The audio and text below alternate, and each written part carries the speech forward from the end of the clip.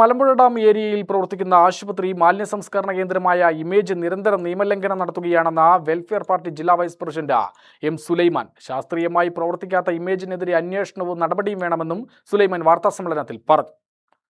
പ്രതിദിനം 55.8 ടൺ മാലിന്യ സംസ്കരണ ശേഷി മാത്രമാണ് ഇമേജിലുള്ളത്. എന്നാൽ ഇവിടേക്ക് 75 ടണ്ണിലധികം മാലിന്യമാണ് എത്തുന്നത്. ഇമേജിലെത്തുന്ന ശരീരാവശിഷ്ടങ്ങളും ആശുപത്രി മാലിന്യങ്ങളും 48 മണിക്കൂറിനകം സംസ്കരിക്കണമെന്നാണ് നിയമമെങ്കിലും 1500 ടൺ മാലിന്യം അലസമായി കൂട്ടിയിട്ടിരിക്കുകയാണെന്ന് അദ്ദേഹം പറഞ്ഞു. കേരളത്തിലെ 90% ആശുപത്രി മാലിന്യവും എത്തുന്ന ഇമേജ് യാതൊരു സുരക്ഷാ സംവിധാനങ്ങളുമില്ലാതെയാണ് പ്രവർത്തിക്കുന്നത്. ലക്ഷക്കണക്കിന് പേർ കുടിവെള്ളത്തിനും കൃഷിക്കും ഉപയോഗിക്കുന്ന മലമ്പുഴ ഡാമിനെ നശിപ്പിക്കുന്ന തരത്തിലാണ് ഇമേജ് പ്രവർത്തിക്കുന്നത്.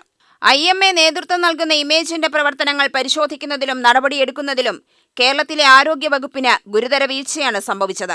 ഇമേജിലെത്തുന്ന മാലിന്യങ്ങൾ അതിവേഗം ശാസ്ത്രീയമായി സംസ്കരിക്കുന്ന നടപടി സ്വീകരിച്ചില്ലെങ്കിൽ ശക്തമായ പ്രക്ഷോഭം സംഘടിപ്പിക്കുമെന്നും സുലൈമാൻ പറഞ്ഞു.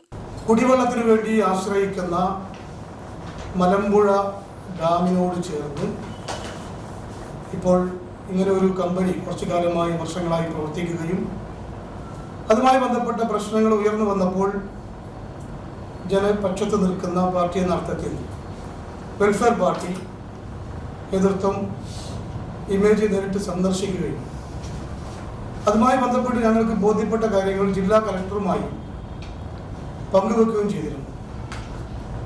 നമ്മുടെ ഈ പ്രശ്നങ്ങൾ ഞങ്ങൾക്കുണ്ടായ ആശങ്ക കളക്ടറുമായി പങ്കുവെച്ചപ്പോൾ അദ്ദേഹം ആദ്യം ചോദിച്ച ചോദ്യം, ഇതെങ്ങനെ, ആരാണ് ഇതിന് അനുമതി കൊടുത്തത്? ഒരിക്കലും ഡാമിൻ്റെ പരിസരത്ത് ഇങ്ങനെ ഒരു കമ്പനി പ്രവർത്തിക്കാൻ അനുമതി പാടില്ലായിരുന്നു.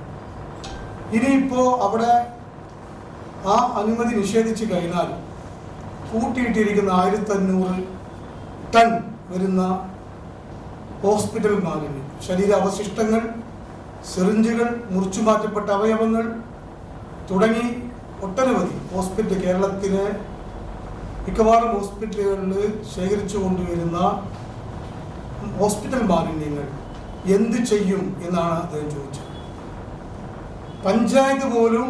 പഞ്ചായത്തിന് പെർമിഷൻ പോലും അവർക്കില്ലെന്നാണ് അദ്ദേഹം പറഞ്ഞത്.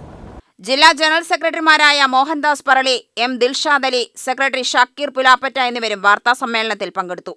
UTV news, Palakkad.